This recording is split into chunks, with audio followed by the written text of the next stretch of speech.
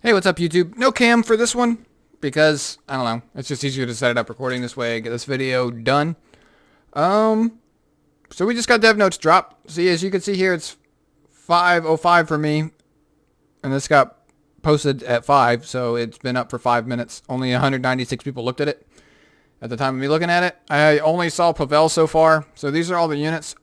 I really am kind of upset that, ML Taiwan is not in here. That bothers me. All right, let's just go ahead and read. Maybe they'll add more. I want to thank all our heirs for the continued enthusiasm and support for playing Epic 7, blah, blah, blah.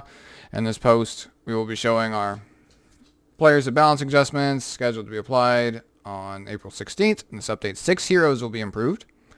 So that's it, just 6. So we got Pavel, Sigrid, Lidica, Zeno. So Sigrid's getting buffed again. Pavel's getting buffed. Zeno's getting buffed, which is odd. Lidica's getting buffed again. Faithless Lidica's getting buffed, and hopefully they make Benevolent Roman here usable. Okay, so on Pavel here, basically they just made his S2 not able to trigger a counterattack. So we all voiced our opinion that, like, if you go to one-shot SSB and you soul burn into a Charles, he's just going to counter you, right? Immoken's just going to counter you. This helps him a little bit, but I don't think this is going to be enough to make him really useful. I mean, this is nice, a nice addition, but I don't think it's that big of a deal. Sigrid gets fucking extinction. Sigrid gets fucking extinction. That's all I got to say. Like, what else do we need to say? That's what she gets. Yeah. This is interesting. Okay? This is very interesting. Like, Sigrid with this is actually, like, a pretty good PvP unit now, option-wise. With her EE plus this, Sigrid is pretty good now, for PvP. Mine's 6-star. She didn't have any mole investment, but I might... Who knows? Maybe I'll crack her open and smash some Arbiter villagers with her. I don't know. Okay, now Lidica here. Another buff.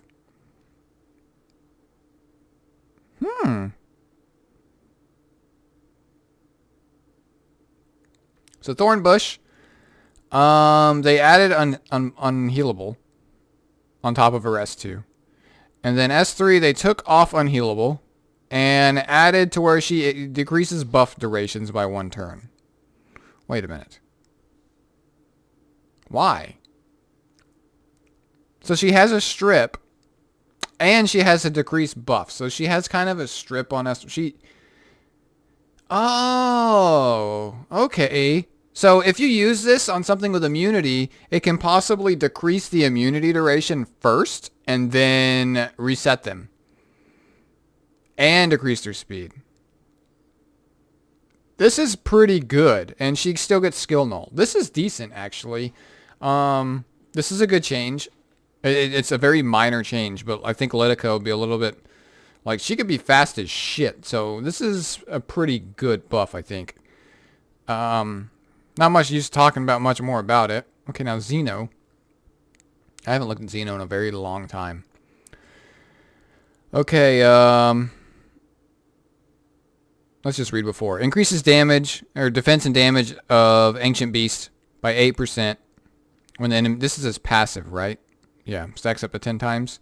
Increases defense and damage dealt by Ancient Beast by 10% and effectiveness by 5%. 8 times. So,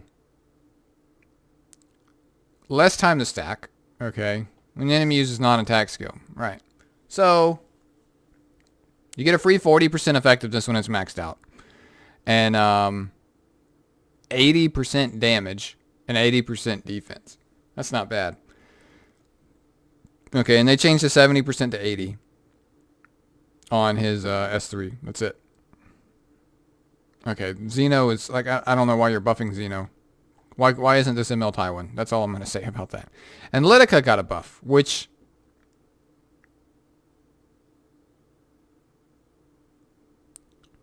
You're fucking kidding me, dude. Lidica was fine. They gave her fucking skill null on a crit? I don't know how I feel about this. This is dumb. She's already good as shit in RTA. And now you give her skill null? I don't like this change. Like, this is stupid. Like, I think she was fine. Not many people use her, but there's going to be a lot more people using her now. Okay. Okay, guys, they fixed him.